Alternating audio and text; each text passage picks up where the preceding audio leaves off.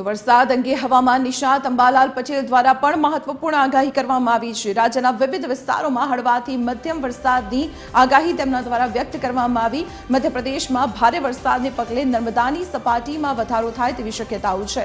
તો સપ્ટેમ્બરમાં ગરમી સાથે ભારે વરસાદ વરસવાની શક્યતાઓ છે। ઓગસ્ટના અંતમાં અરબ સાગરમાં સિસ્ટમ સક્રિય થવાની પણ સંભાવના તેમણે વ્યક્ત કરી છે।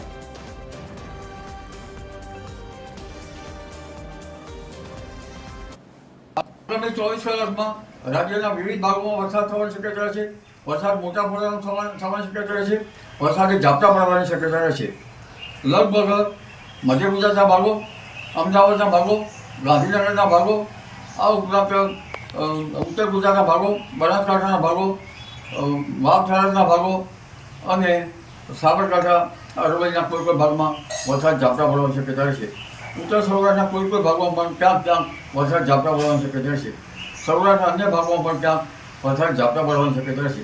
દક્ષિણ ગુજરાતના કેટલાક ભાગોમાં વરસાદ ઝાપટા પડવાની શક્યતા છે।